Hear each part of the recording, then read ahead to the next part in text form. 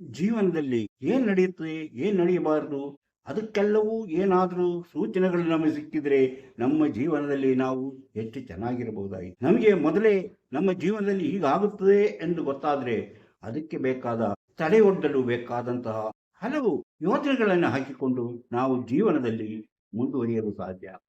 ಅಂತಹ ಹಲವಾರು ವಿಚಾರಗಳನ್ನು ನಾವು ತಿಳ್ಕೊಳ್ಬಹುದು. ಅಂದರೆ ನಮ್ಮಲ್ಲಿ ಕಂಡುಬರುವಂತಹ ಕಷ್ಟ ನಷ್ಟಗಳಿಗೆ ಕಾರಣವಾಗುವಂತಹ ಸೂಚನೆಗಳು ನಮ್ಮ ಹಸ್ತದಲ್ಲಿರುತ್ತೆ. ಹಾಗೆಯೇ ಹಸ್ತವನ್ನ ಪೂರ್ಣವಾಗಿ ನೋಡಿದಾಗ ಹಸ್ತದ ರೂಪ, ಹಸ್ತದ ಬೆರಳುಗಳು, ಹಸ್ತದ ಮಂಡಲಗಳು ಅಂದರೆ ಪರ್ವಗಳು, ಗೆರೆಗಳು, ಚಿಹ್ನೆಗಳು ಎಲ್ಲವನ್ನು ನಾವು ನೋಡಿ ತಿಳಿದುಕೊಂಡಾಗ ನಮ್ಮ ಜೀವನ ಹೇಗಿರುತ್ತದೆ, ನಮ್ಮ ಜೀವನದಲ್ಲಿ ಏನೇನಾಗುತ್ತದೆ, ಯಾವ ರೀತಿಯಲ್ಲಿ ನಮ್ಮ ಜೀವನ ಮುನ್ನಡೆಯುತ್ತದೆ, ನಮ್ಮ ಜೀವನದಲ್ಲಿ ಬರಬಹುದಾದ ಕಷ್ಟ ನಷ್ಟಗಳೇನು ಎಂಬಂತಹ ವಿಚಾರಗಳನ್ನು ನಾವು ಸರಿಯಾಗಿ ಅರ್ಥ ಮಾಡಿಕೊಳ್ಳಲು ಸಾಧ್ಯವಾಗುತ್ತದೆ. ಅದಕ್ಕೆ ನಮ್ಮ ಹಸ್ತರೇಖಾ ಶಾಸ್ತ್ರವನ್ನ ನಾವು ಸರಿಯಾಗಿ ನೋಡಿ ತಿಳಿದುಕೊಳ್ಳಬೇಕು. ಅದು ಹೇಗೆ ಎಂಬುದನ್ನು ವಿವರಿಸುವುದಕ್ಕಿಂತ ಮೊದಲು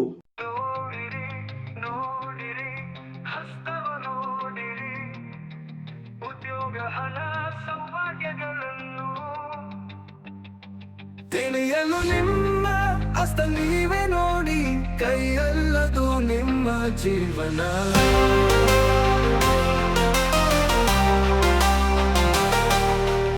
ಎಲ್ಲರಿಗೂ ನಮಸ್ಕಾರ. ಮಣಿ ಅಟ್ ಟೈಮ್ಸ್ ಯೂಟ್ಯೂಬ್ ಚಾನಲ್ಗೆ ನಿಮಗೆಲ್ಲರಿಗೂ ಸ್ವಾಗತ.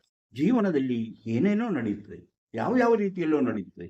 ಪ್ರೀತಿಸಿ ಮದುವೆಯಾಗುವವರು ಒಂದು ಕಡೆ ಆದರೆ, ಪ್ರೀತಿಸಿದರೂ ಸಹ ತಮ್ಮ ಆಸೆ ಪಟ್ಟಂತಹ ಜೀವನ ಸಿಗದೇ ಇರುವಂತಹ ಎಷ್ಟೋ ವ್ಯಕ್ತಿಗಳನ್ನ ನಾವು ನೋಡ್ತೇವೆ. ಯಾಕಾಗೋಗುತ್ತೆ, ಅದಕ್ಕೆ ಕಾರಣವೇನು ಎಂಬುದನ್ನು ನಮ್ಗೆ ಗೊತ್ತಿರೋದಿಲ್ಲ.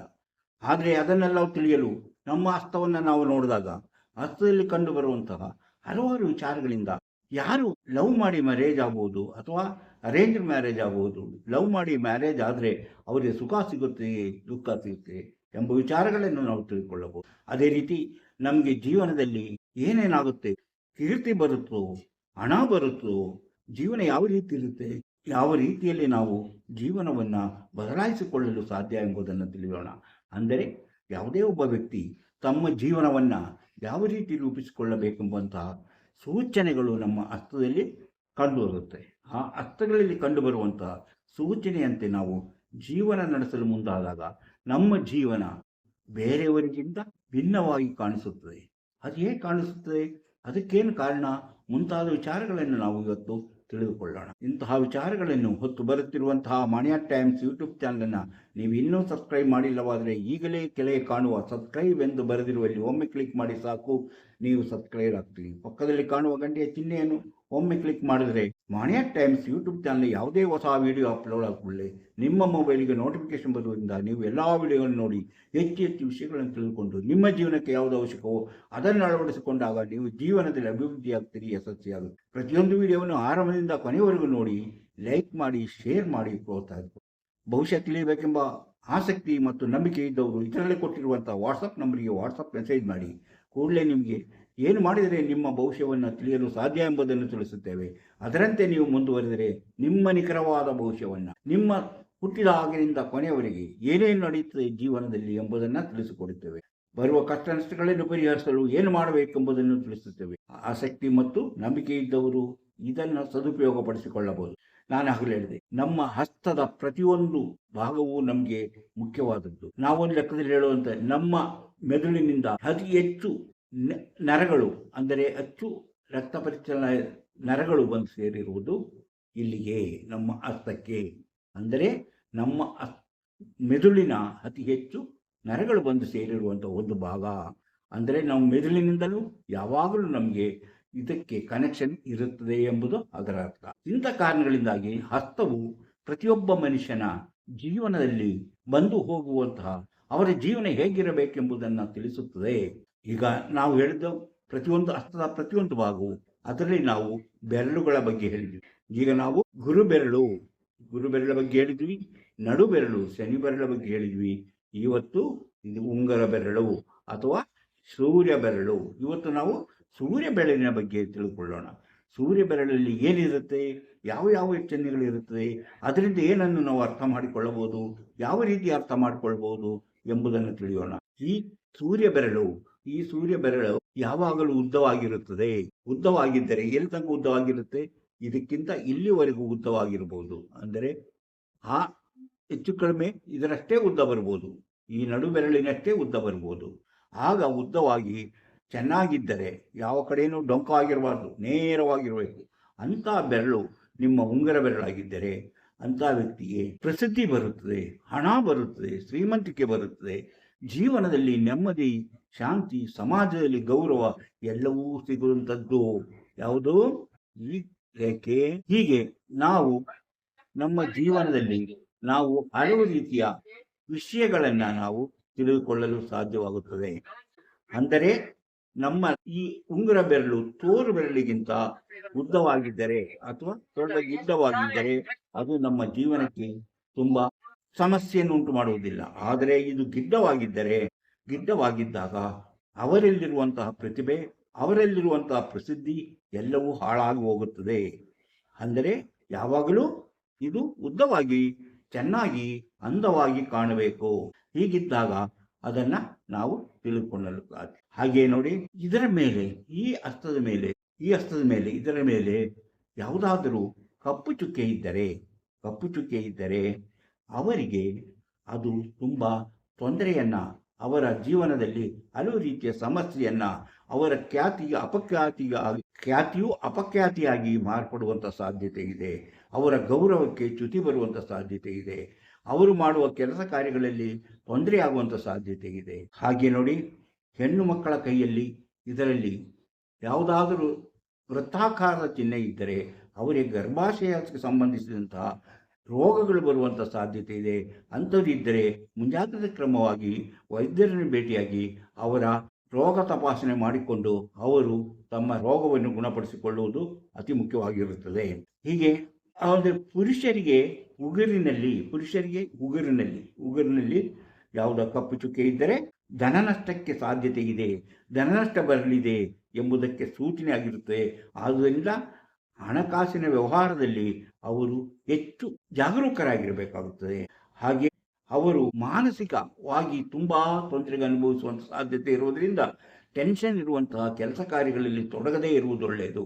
ಹಾಗೆ ಅವರು ತಮ್ಮ ಬರುವುದಾದಂತಹ ಸಮಸ್ಯೆಗಳನ್ನು ಪರಿಹರಿಸಿಕೊಂಡು, ಪರಿಹಾರಕ್ಕೆ ಸಾಧ್ಯವಿಲ್ಲದಿದ್ದರೂ ಅದನ್ನು ಬರದಂತೆ ತಡೆಯಲು ಕೆಲವು ನೀವು ಮುಂಜಾಗ್ರತಾ ಕ್ರಮಗಳನ್ನು ಕೈಗೊಳ್ಳಬೇಕಾಗುತ್ತದೆ. ಈಗ ನೋಡಿ, ಇನ್ನು ಈ ಸಂದುಗಳಲ್ಲಿ ಇದರಲ್ಲಿ ಎಲ್ಲಾದರೂ ಕಪ್ಪು ಚುಕ್ಕೆಗಳಿದ್ದರೂ ಸಹ ಇಂತಹ ಸಮಸ್ಯೆಗಳು ಎದುರಾಗುತ್ತದೆ.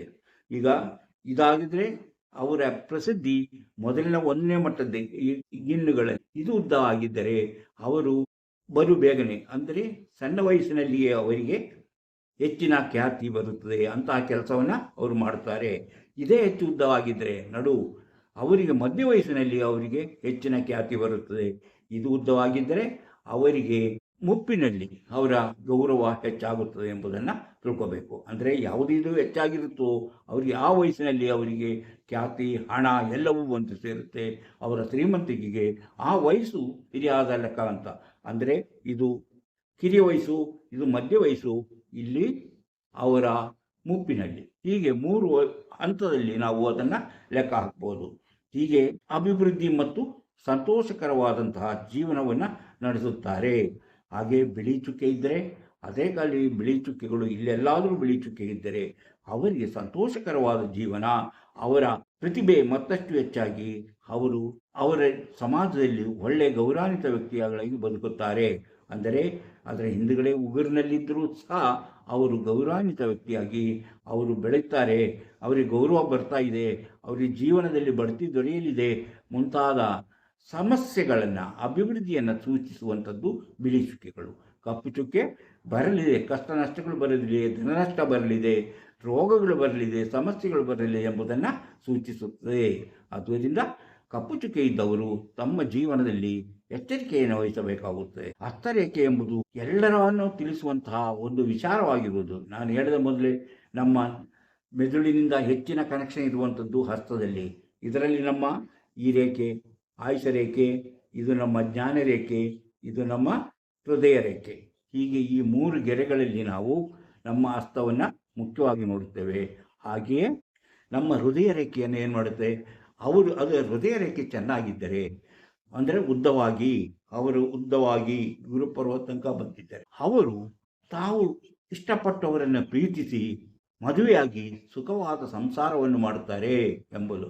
ಈಗ ಅದರಲ್ಲಿ ಏನಾದರೂ ಚಿಕ್ಕಿಗಾಗಿದ್ರೆ ಅದು ಕಟ್ಟಾಗಿ ಉದ್ದ ಬೆಳೆದಿಲ್ಲ ಅಂತ, ಯಾವುದು ಹೃದಯ ರೇಖೆ ಉದ್ದವಾಗಿ ಬೆಳೆದಿಲ್ಲ, ಆವಾಗ ಏನಾಗುತ್ತೆ, ಆ ಉದ್ದವಾಗಿ ಬೆಳೆಯದೇ ಇದ್ದಾಗ ಅವರು ಪ್ರೀತಿಸಿದ್ರು ಸಹ ಅವರ ಜೀವನದಲ್ಲಿ ಪ್ರೀತಿಸುವವರು ಸಿಕ್ಕೋದಿಲ್ಲ. ಅವರ ಮದುವೆ ಆದರೂ ಸಹ ಅವರಿಂದ ಸುಖವಾದ ಜೀವನ ನಡೆಸಲು ಸಾಧ್ಯವಾಗುವುದಿಲ್ಲ ಎಂಬುದನ್ನು ಅದು ಸೂಚಿಸುತ್ತದೆ. ಹಾಗೆಯೇ ಅದರಲ್ಲಿ ಏನಾದರೂ ಇಲ್ಲಿ ಅವರ ರೆಕ್ಕೆ ಪುಕ್ಕಗಳಂತೆ ಕಂಡರೆ ಅವರಿಗೆ ಶತ್ರುಗಳು ಹೆಚ್ಚು. ಅವರು ಪ್ರೀತಿಸುವಂತಹ ಯಾರ್ಯಾರನ್ನೂ ಪ್ರೀತಿಸಕ್ಕೆ ಹೋಗಿ ಅವರು ಅವಮಾನಕ್ಕೊಳಗಾಗುವುದು, ಇಲ್ಲವೇ ಅವರಿಂದ ದೂರವಾಗುವಂತಹ ಸಾಧ್ಯತೆಗಳೇ ಹೆಚ್ಚಾಗಿದೆ ಎಂಬುದನ್ನು ತಿಳ್ಕೊಳ್ಳಬೇಕು. ಹಾಗೆ ಇದರಲ್ಲಿ ಏನಾದರೂ ಹಗ್ಗ ಹುರಿದಂತೆ ಇದ್ದರೆ ಅವರಿಗೆ ನಿಶ್ಚಿತವಾದ ಮನಸ್ಸಿಗೆ ಯಾವತ್ತೂ ನೆಮ್ಮದಿ ಇರೋದಿಲ್ಲ. ಯಾವಾಗಲೂ ಕಿರಿಕಿರಿ ಏನಾದರೂ ಆಗ್ತಾ ಇರುತ್ತದೆ. ಮನಸ್ಸು ಯಾವಾಗಲೂ ಚಂಚಲತೆ, ಯಾವಾಗಲೂ ಯಾವುದನ್ನ ಬಗ್ಗೆ ಕೆಟ್ಟದಾಗಿ ಯೋಚನೆ ಮಾಡ್ತಾ ಇರುತ್ತೆ. ಇದು ಕಟ್ಟಾಗಿದ್ದರೆ ಜೀವನದಲ್ಲಿ ಅವರಿಗೆ ಮಾನಸಿಕವಾಗಿ ಅವರು ಆ ಕಟ್ಟಾದ ತುಂಡಾದ ಜಾಗದಲ್ಲಿ ಅವರಿಗೆ ಹೆಚ್ಚಿನ ಸಮಸ್ಯೆ, ಟೆನ್ಷನ್ ಜಾಸ್ತಿ ಆಗುವಂಥ ಸಾಧ್ಯತೆ ಇದೆ ಎಂಬುದನ್ನು ತಿಳಿಯಬಹುದು. ಅಂದರೆ ಒಟ್ಟಾರೆ ಇದು ನಮ್ಮ ಮನಸ್ಸಿನ ಭಾವನೆಗಳನ್ನು ತಿಳಿಸುವಂಥದ್ದು ಈ ಹೃದಯ ರೇಖೆ. ಜ್ಞಾನ ರೇಖೆ ನಮ್ಮ ಜೀವನದಲ್ಲಿ ಬರಬಹುದಾದಂತಹ ಹಣಕಾಸು ಮತ್ತು ನಮ್ಮ ತಿಳುವಳಿಕೆ, ನಮ್ಮ ಜ್ಞಾನ, ನಾವು ಯಾವ ರೀತಿಯಲ್ಲಿ ಬದುಕುತ್ತೇವೆ ಎಂಬಂತಹ ವಿಚಾರಗಳನ್ನು ನಾವು ಇದರಲ್ಲಿ ತಿಳ್ಕೊಳ್ಳಬಹುದು. ನಮ್ಮ ವಿಚಾರಕ್ಕೆ ನಾವು ಅದು ಸಣ್ಣದಾಗಿದ್ದರೆ ಅವರಿಗೆ ಜೀವನದಲ್ಲಿ ಯಾವುದೇ ಅಭಿವೃದ್ಧಿ ಇಲ್ಲ, ಅವರಿಗೆ ಅಭಿವೃದ್ಧಿ ಆಗುವುದು ಕಷ್ಟ ಎಂಬುದನ್ನು ತಿಳಿತೇವೆ. ಅಥವಾ ಇನ್ನು ಸ್ವಲ್ಪ ಉದ್ದವಾಗಿ ಬಂದಿದ್ದರೆ ಅವರಲ್ಲಿ ಜೀವನ ಒಂದೇ ರೀತಿಯಾಗಿ ನಡೀತದೆ, ಅವರ ಜೀವನದಲ್ಲಿ ಅಭಿವೃದ್ಧಿ ಆಗ್ತದೆ ಎಂಬುದನ್ನು ತಿಳಿತೇವೆ. ಹೀಗೆ ನಾವು ಜೀವನದಲ್ಲಿ ರೀತಿಯಲ್ಲಿ ನಾವು ಜೀವನವನ್ನು ನಾವು ಕಾಣಬಹುದು. ಹೀಗೆ ಕಾಣುವುದರಿಂದ ನಮ್ಮ ಜೀವನದಲ್ಲಿ ಯಾವ ರೀತಿ ನಾವು ಅಭಿವೃದ್ಧಿ ಆಗಬಹುದು, ನಮ್ಮ ಬೆರಳುಗಳನ್ನು ನೋಡ್ಬೋದು, ಬೆರಳುಗಳಲ್ಲಿ ಏನೇನಿದೆ ಅಂತ ನೋಡ್ಬೋದು. ಈಗ ನೋಡಿ, ಇದೇ ಥರ ಬೆರಳಿನಲ್ಲಿ ನಾನು ಹೇಳಿದೆ, ಇಲ್ಲಿ ಒಂದು ರೇಖೆ ಹೀಗೆ ಇದ್ದರೆ, ಒಂದು ರೇಖೆ ನಮ್ಮ ಇಲ್ಲಿಂದ ಹೊರಟ ಒಂದು ರೇಖೆ ಇಲ್ಲಿವರೆಗೂ ಬಂದಿದ್ದರೆ ಆ ವ್ಯಕ್ತಿ ಸಮಾಜದಲ್ಲಿ ಯಾವಾಗಲೂ ಗಣ್ಯ ವ್ಯಕ್ತಿಯಾಗಿ, ಅವರು ಒಳ್ಳೆಯ ವ್ಯಕ್ತಿಯಾಗಿ ಜೀವನದಲ್ಲಿ ಎಲ್ಲ ರೀತಿಯ ಸೌಲಭ್ಯಗಳನ್ನು ಪಡೆದು ಅವರು ಜೀವನದಲ್ಲಿ ಸುಖ ಅನುಭವಿಸುತ್ತಾರೆ, ಹೆಸರು ಮಾಡುತ್ತಾರೆ, ಜನಗಳಿಗೆ ಜನಪ್ರಿಯ ವ್ಯಕ್ತಿಯಾಗಿ ಬಾಳುತ್ತಾರೆ ಎಂಬುದಕ್ಕೆ ಸೂಚನೆ ಈ ನಮ್ಮ ಸೂರ್ಯರೇಖೆಯಲ್ಲಿ ಒಂದು ರೇಖೆ ಇಲ್ಲಿಂದ ಮೇಲೆ ತನಕ ಬಂದೆ. ಅದೇ ರೀತಿ ಸೂರ್ಯರೇಖೆ ಕೆಳಗೆ ತನಕ ಬಂದಿದ್ದರೆ, ಸೂರ್ಯರೇಖೆ ಬಂದಿದ್ದರೆ ಅವರಿಗೆ ಜೀವನದಲ್ಲಿ ಅಭಿವೃದ್ಧಿ ಇದೆ. ಅವರು ಯಾವುದೇ ಕೆಲಸ ಕಾರ್ಯಗಳನ್ನು ಹೋದರೂ ಅವರಿಗೆ ಅದರಲ್ಲಿ ಜವಾಬ್ದಾರಿ ಇದೆ.